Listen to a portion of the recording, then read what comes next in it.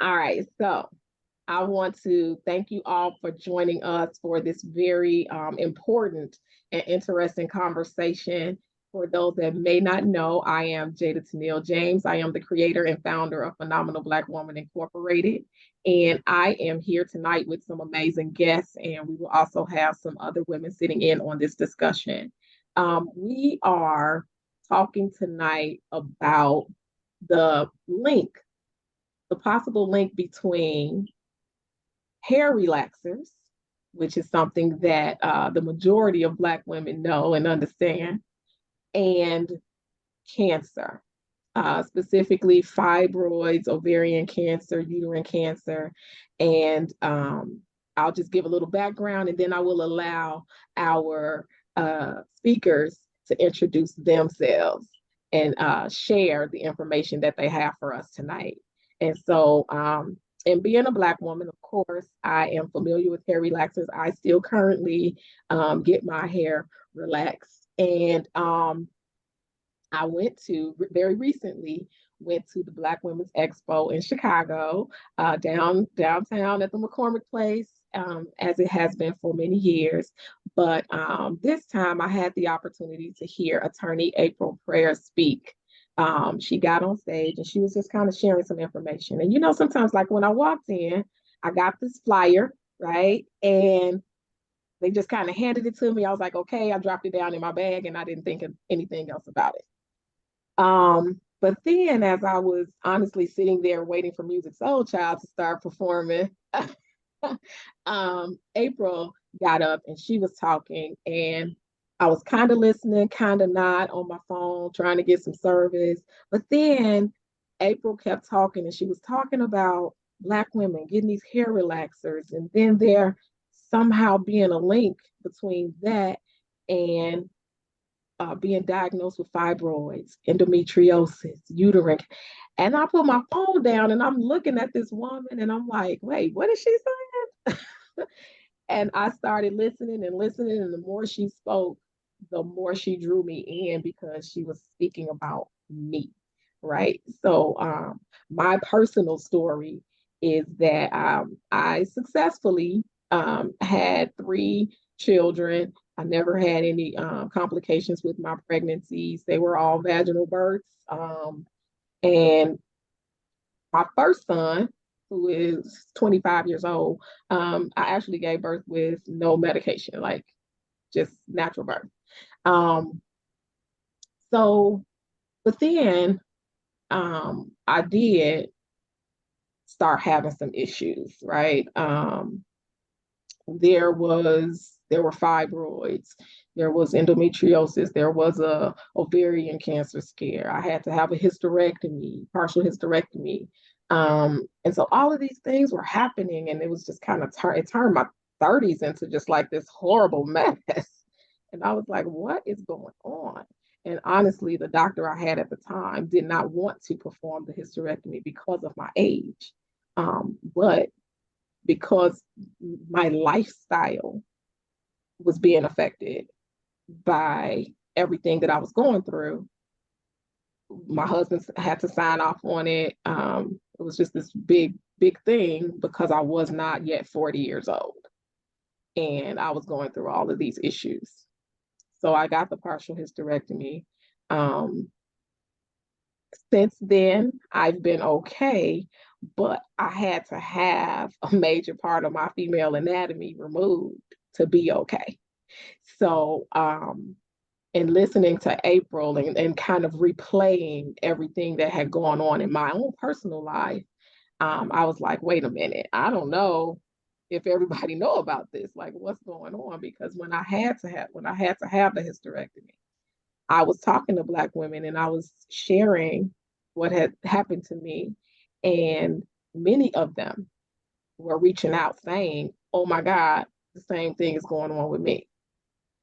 And so I was like, wow, okay, didn't realize that so many women were being affected this way and having to go through these things. And then when I heard April speak about hair relaxers and chemicals and things like that, I was just kind of drawn in at that point.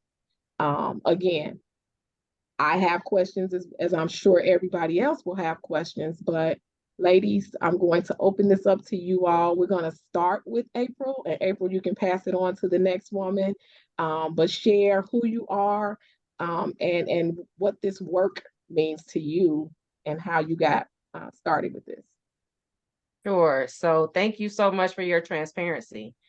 So my name is April Prayer. I am actually a criminal defense attorney and a civil rights attorney and have been for almost 24 years. And I do a lot of advocacy work in the community, and that has led to a lot of media. So I've been on Court TV, News Nation, NBC, ABC, probably 80 times in the last year and a half. And so because of that, I got the attention of a local firm called Wallace Miller. They are experts in this area of law, which is mass torts. And they approached me about helping them get the word out to Black women, because that was back in November. They approached me, and the study that I'm sure Dr. Goldie will talk about came out in October, which linked endometrial cancer to relaxers, and nobody was talking about it. But it was early in the game. That was in November. But here we are in August, and still, really, unless you see the three of us on a panel somewhere, nobody's talking about it. And so when they approached me, even though it was outside of my wheelhouse, it was so personal because it was Black women. And so on Thanksgiving Day, I put up a post on Facebook. I have a popular online community that talks about the law. I just put up one post, and so many women were responding. I had to turn the notifications off on my phone. I talked to 40 women that day alone on Thanksgiving Day, and I'm hearing story after story after story of infertility. I'm hearing story after story of women who are like, well, I wanted a child, but because of my fibroids, I could never have one. Or because I had a hysterectomy at 32, I could never have a child. Or because my sisters and I were all infertile, we don't have any children in this next generation of our family. And so I heard horror story after horror story. And then I knew that I had to get involved. I knew that I had to be at the forefront of this and learn as I go, learn about this new area of law for me. But it was too important to not be involved. And so at that point, I reached out to Goldie, who I've been friends with for years, and Tanya, who actually used to be my hairdresser, and recruited the two of them to start sharing their specific areas of expertise, because I knew that I would be faced with questions like, well, what are the signs of ovarian cancer? And I could just point to Goldie. Or they would ask me, how can I wear my hair in straight styles and have it relaxed? And I could point to Tanya. And so that's how we put this together and started really spreading the word, because as you see, still mainstream media is not covering the topic. Thank you. Again, like you said, mainstream media is not covering it, and you spoke on that when you were talking at the Black Women's Expo, and it's sad, I guess to say. I was sharing this information with a friend of mine, and just going over how we as Black women, we struggle to get the medical attention that we deserve. We struggle to get factual information. And, I even had a doctor tell me, stay off the internet, don't bring those printouts in here. Cause I'm like, I got this, this is happening to me. and Dr. Goldie, maybe you can attest to it. I can understand a doctor not necessarily wanting to deal with that, but I feel like I shouldn't have to do that, right? If I go in and I tell you what's going on with me, or I tell you how I'm feeling, then, respect me enough and care for me enough to say, all right, let's kind of look into this and let's see what's happening. Because I'm not making up the pain I feel, or, what I've been experiencing. So, in saying that, Dr. Goldie, I do want to bring you in next, and you again just kind of introduce who you are and your connection to this work and research. Okay, so thanks, Jada, for having me. and you phenomenally Black women on the line here. My name is Dr. Goldie. I'm Goldwyn Fogy, and I'm a board certified obstetrician and gynecologist for over 26 years now. I'm also an obesity medicine specialist and the founder of a wellness center. And so I have a passion for women's health and love educating and helping Black women to prevent disease through lifestyle change, whether that's nutrition, fitness, lowering stress, and becoming more aware of how to prevent illnesses. So through the course of my career, I have treated hundreds and hundreds of Black women who suffered from gynecologic conditions such as fibroids, endometriosis, endometrial cancer, and ovarian cancer, less often, but most commonly fibroids. And what I've done is reviewed some of the studies that have come out that are starting to link the hair relaxers, which contain these endocrine disrupting chemicals, to these disease processes. Now, all of us know someone who has been diagnosed with fibroid tumors or who knows someone with fibroids. So fibroids is a very common condition that probably affects over 70% of Black women, right? And it's a benign condition where the smooth muscle cells of the uterus overgrow and they form these fibrous growths. They can be as small as peas or as large as cantaloupes and melons, okay? And although most of the time they're benign, they can cause great pain, discomfort, abnormal bleeding, and wreak havoc in our lives, right? So they tend to disrupt our lives by causing heavy bleeding, flooding accidents, and a lot of pain. And in some cases, they can interrupt in our fertility. So probably fibroid tumors is the most common reason why a woman will undergo a hysterectomy. But what we are finding is that African American women are being diagnosed earlier than other races of people, and were more severely affected. So originally it was thought that maybe fibroid tumors are linked to or caused by our diets, stress, eating a lot of animal fat. Maybe they're related to the condition of obesity, but there have been studies, namely the Bariani study of 2022, I believe, which suggested that fibroids may be linked to these endocrine disrupting chemicals that are found in hair straightening relaxers. Thank you. I think you kind of touched on an answer to one of the main questions. You're like, what is this connection? How is it that, something I put on my hair affects something that, is down below my in a separate part of my body? So if, a little bit later in our discussion, you can maybe speak to that a little bit more as well, because I think that was a major question that some of our respondees had. Yes. So before we do that, I wanted to turn it over to Tanya, who is an expert in what it is that we do to our hair, or what's happening up there when we add these chemicals. So Tanya, you can have the floor. Hi, so I'm Tanya, and I'm a licensed cosmetologist and a licensed cosmetology educator. I have been in the beauty industry for probably approaching 25 years, and my passion in this industry lies in I've always prided myself on practicing the profession with integrity.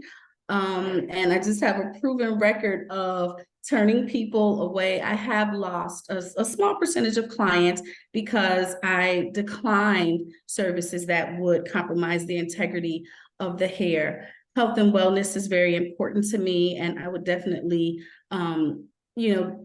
communicate that to my clients over the years. And I can touch a little bit on one of the questions that you posed. Our skin is the largest organ on the body, and it is very porous. Our skin is like a sponge. So whatever we put on our scalps, our faces, from makeup to cleansers to hair products, our skin absorbs that into our overall system. And so even these chemical relaxers, once you apply that to someone's scalp or a client's scalp, you're absorbing that right away.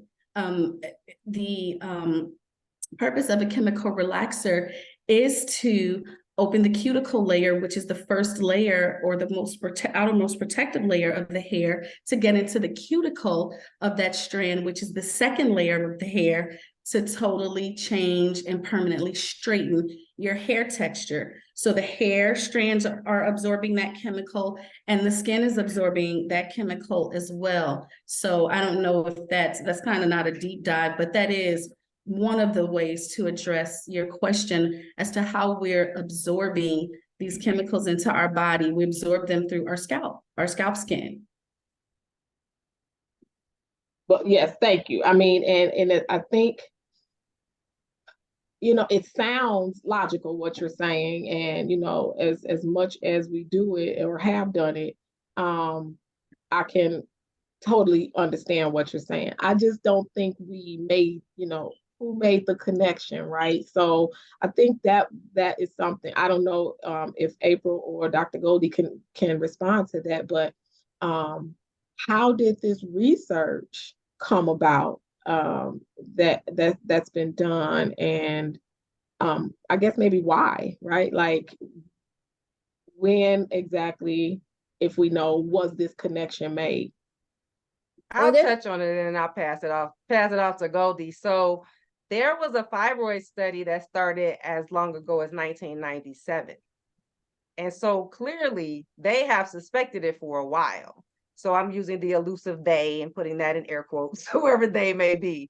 So the scientific community has been doing research as it relates to fibroids, endometrial cancer, ovarian cancer. 2 big studies came out last year with ovarian cancer, endometrial cancer, both in the end of 2022. But like I said, that study on fibroids started in 1997. It went to 2009 and they didn't release their results to 2012. On the other hand, we have a whistleblower who has told us that hair care companies were aware of at least some of this. Black hair care companies were at least aware of some of this. How much they knew, we don't know yet. Some of this for decades. So I don't know how, one hand fed the other, or one person talked to the other. I don't know how that came to be. I also know that these companies did their own internal studies. They use Black women as guinea pigs. You will go to an event, they have you fill out a form, say, hey, we'll do your relaxer for $2 instead of $20. You go over, you fill out the form, giving them permission to put the relaxer on. You're not knowing you're a guinea pig, that this is a product that's never been tested before, and they're testing it on you. So we've gotten all this information from people inside, a person inside the industry who is feeding us this information. So how long they've known, we don't know yet. I would suspect there will be some smoking gun memo, like you hear on, like the Roundup cases and the talcum powder cases and all of those. I suspect they've known, they, meaning the Black hair industry giants, have known for decades. We have not gotten that far. We cannot prove it yet. So anybody who's watching this recording, don't, report me. But we suspect that the industry has known for decades. How long the scientific community has suspected it, it looks like at least since 1997. Okay, Dr. Goldie. Dr. Goldie. So the food and drug industry, how much are they protecting us from harm, right? The whole goal of medicine is to do no harm. However, we know better, right? Because the food we eat and the chemicals we are putting on our persons may not be safe for us, right? So the National Institutes of Health has been doing a study for like years, as April said. They studied over 33,000 women over the course of 11 years. And what they found was that if you had hair relaxers done, hair straightening relaxers, at least 4 in a single year, your risk of developing endometrial cancer doubled. Now, 60% of the people who were affected were Black women, because we're the ones getting hair straightening relaxers, right? So they did not find it in, I believe, the dyes or the perms or the other chemicals, but definitely the hair straightening relaxers. So endometrial cancer actually is the fourth leading cancer in women, fourth most common cancer. And usually it occurs over the age of 55 years old. So people are usually diagnosed after menopause, right? And it may be detected because someone's having postmenopausal bleeding. That's the most common symptom that someone will present to their gynecologist with, okay? But what we're finding is that African American women are developing a very invasive, more deadly type of endometrial cancer than other people. So this is very suspect. So that study actually showed a strong correlation. They did not say cause, cannot say cause, but they found a very strong correlation between the chemical hair straighten relaxers and the incidence of endometrial cancer, which, by the way, is increasing. So more women are being diagnosed with endometrial cancer than ever before. Okay, so the endometrium is the lining of a woman's uterus. That's what we shed every month when we have a menstrual period, right? That's the area where we carry our babies, the endometrium. Okay, so it's not in the muscle layer of the uterus or the serosal layer, but in the internal layer of the uterus. That's where endometrial cancer occurs. Thank you. I mean, I'm fascinated by medicine and all things medical and our bodies, because I feel like our bodies are just these amazing, machines that help us to function and live. So when things go wrong, as and especially the way women are created, right, with so many things internal, when things go wrong, we don't always know exactly the cause. We don't always know how to describe, medically what is happening with us. So I appreciate you for explaining that. I wanted to swing it back over to Tanya with a question, and then I wanted April to sort of let our viewers and listeners who will take part in this know how they can find out more information, or what it is that, if I'm completely sold, should I do next? Okay, so I have a question for Tanya, and then I'm gonna ask April to come back in. So Tanya, as far as you being a hairstylist and wanting to care for hair, which I think a lot of women just want to get their hair done, but I want my hair cared for. So I mean, in your opinion, and what you know, and the work that you're doing with April and Dr. Goldie, do you are you still applying hair relaxers to your clients? And do you suggest that we stop doing it? Well, in the early 2000s, I was a part of probably a small percentage of hairstylists who were encouraging our clientele to lose the relaxers and go natural.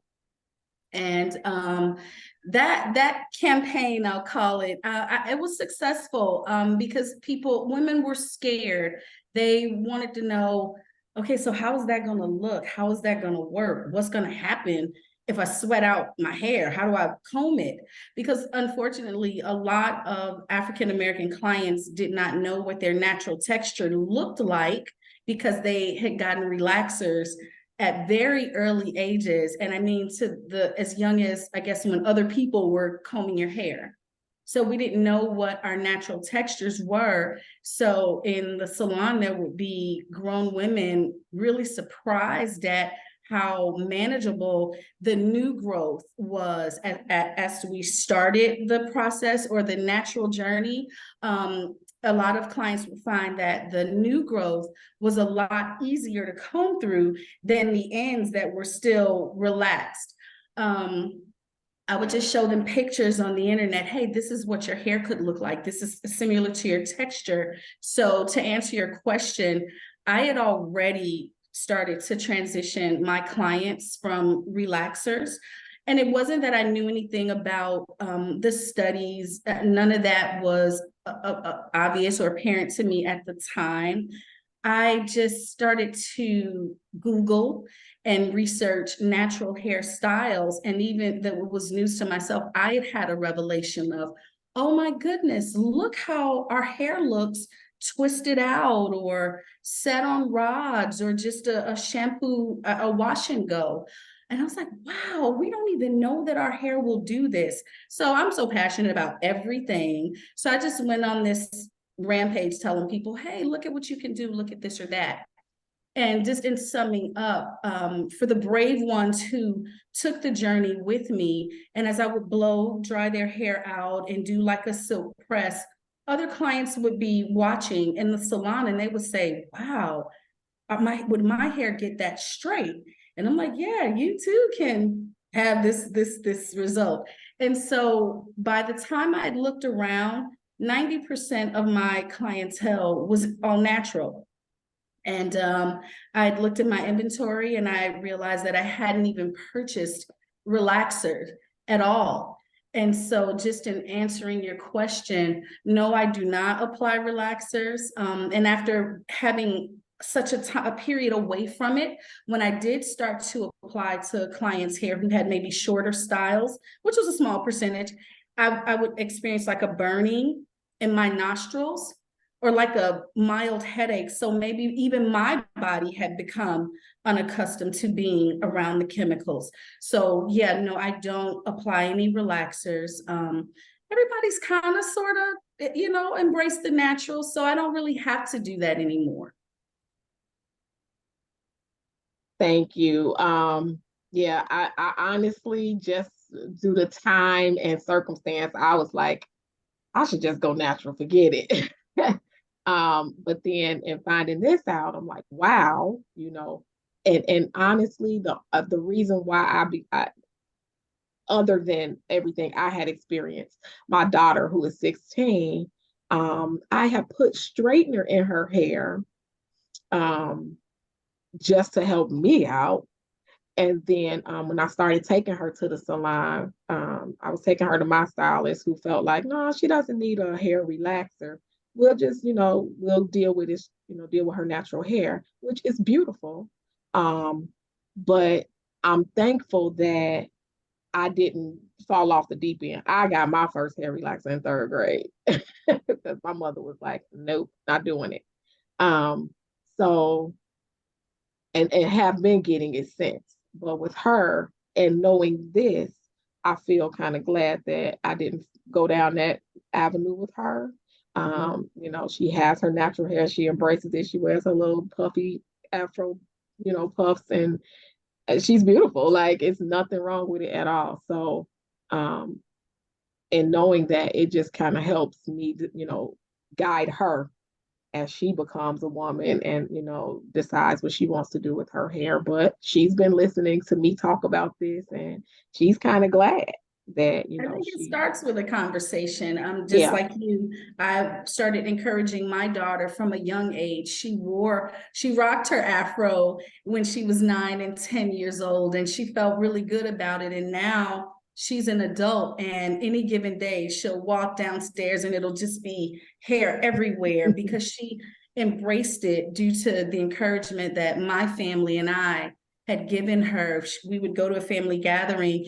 If an auntie said, oh my goodness, what are you going to do to this child's hair? I was like, no, don't say that in front of her. I'm trying to. So it's work, but it's a conversation, and it's just constant encouragement that what you have is already beautiful. You don't need to change it. And that's honestly the mantra of Phenomenal Black Woman. I say to the women all the time, they know we Black when we walk in the room, and they know we're a woman when we walk in the room, but they have no idea how phenomenal we are. And that's the part that I want women to embrace. Be phenomenal, be yourself. Don't dim your light because others get blinded, right? Like, so what? And this is definitely a conversation that we could continue. However, I do want April to come in and kind of talk about the like next steps, what action should or could women take at this point now that they have this information, now that this is something that's in the forefront of our minds, because I feel like based off of just this short conversation we've had, there's all types of rabbit holes we could go down, right? Like there's some cultural things that we could talk about. There's some societal things that we could talk about.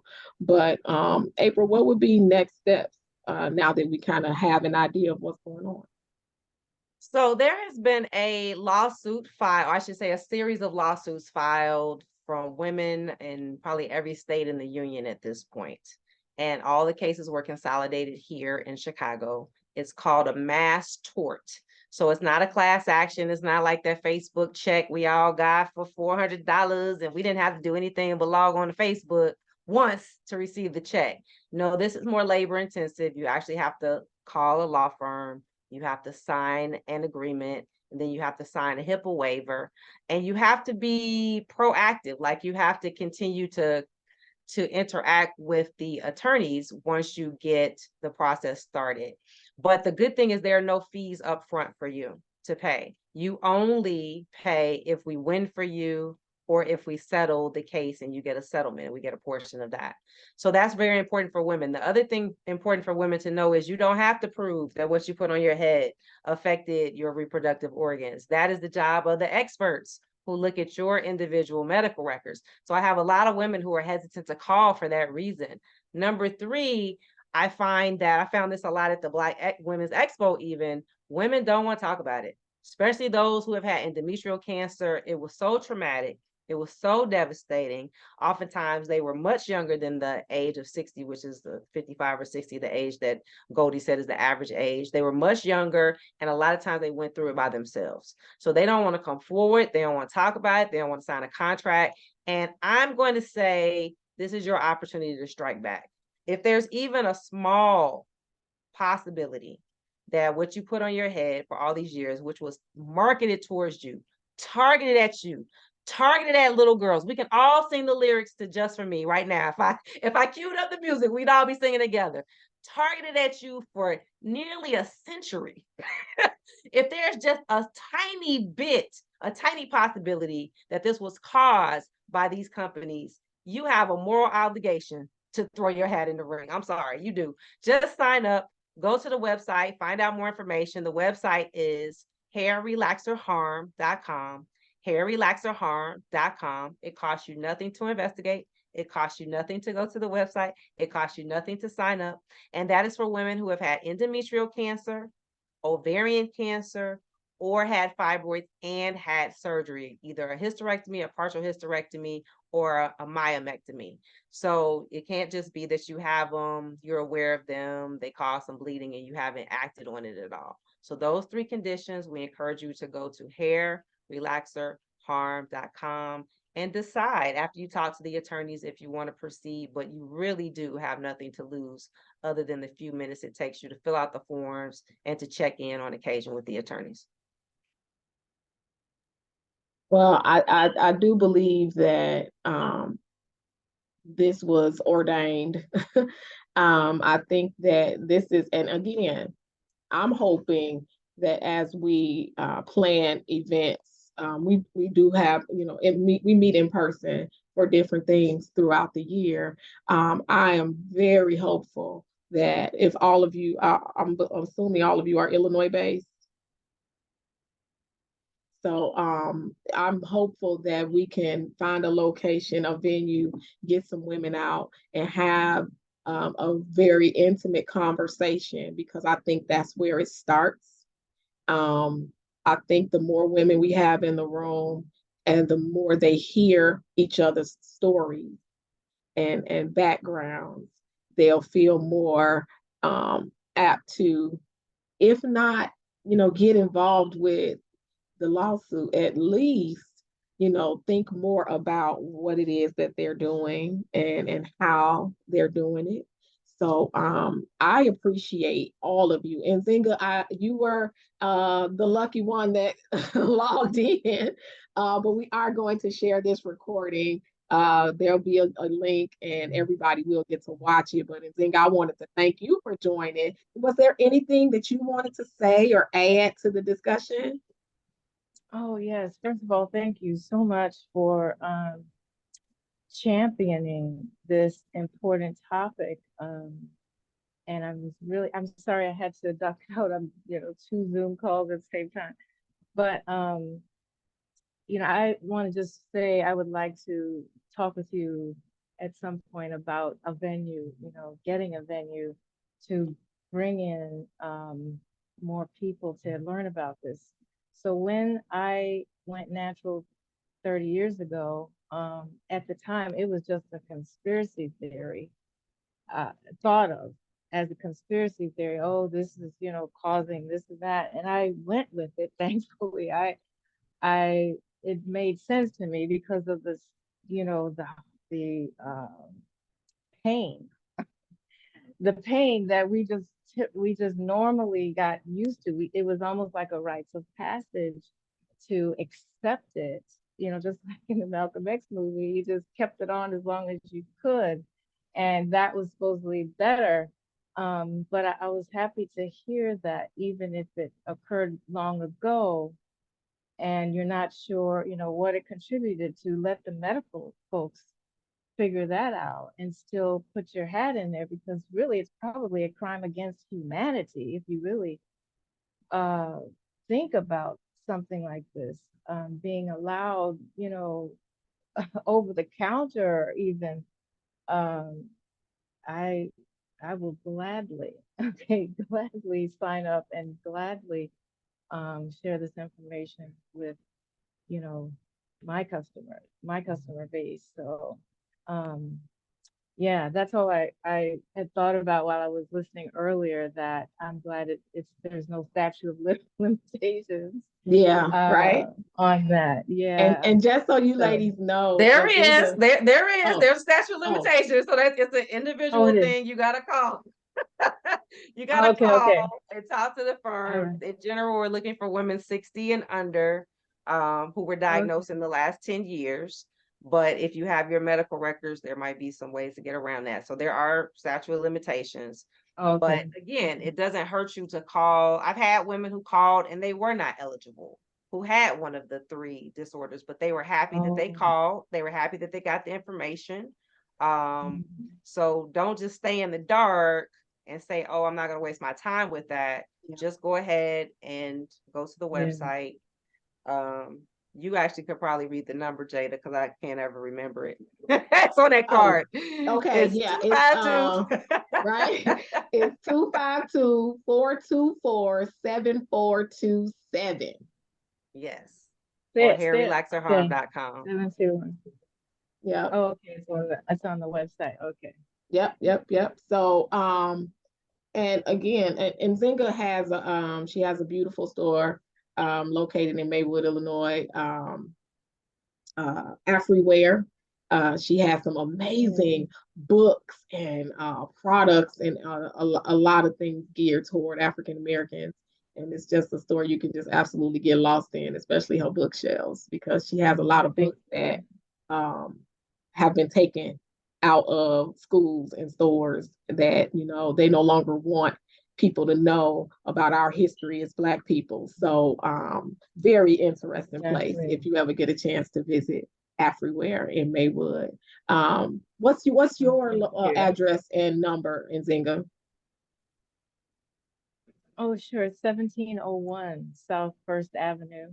And it's a tall Eisenhower Tower on the fourth floor as soon as you get off the elevator. And the number is 708-223-8081. Thank you so much. 708-223-8081. Thank you very much. I appreciate you joining us tonight. My And if pleasure. I just saw it on Facebook. I know, right? If we can set up a date and coordinate schedules because I know everybody is super busy. But I think we have to take some time out to share this information as much as we can, as often as we can, to as many Black women as we can. So I want to thank April. I want to thank Dr. Goldie. I want to thank you, Tanya, for you all joining us tonight and sharing your expertise, your knowledge, and the information that you have for us. Um, if there's anything else that you want to say to close out, feel free. But I won't hold you up any longer. But I do want to stay in contact with you, ladies, so that we could possibly put something else together. I always close with saying, whether you join the lawsuit or not, now you can make an informed decision as it relates to your daughters and your granddaughters. And so just because it was a rite of passage for all of us doesn't mean that it has to be a rite of passage for them. So that's one. And then number two, go see your doctor. If you feel fine, because Goldie will tell you that ovarian cancer usually has no symptoms. And that's why women die of it at such a high rate, because they don't know until it's too late to do anything about it. So go to your doctor, get all the tests you need to get done, keep going back. If you don't get the answers you like, drop that doctor and get a new one. You have to advocate for yourself when it comes to your physical health, your mental health, and just we encourage you to do that first and foremost, whether you sign up for the lawsuit or not. Dr. Goldie, did you want to close out? Did you have a closeout statement? No, I don't. April really covered it all. I think that Black women do have to advocate for themselves. There's so many health disparities and so much implicit bias. So ladies, let's keep advocating for ourselves. Thank you. Tanya, did you have a closing statement?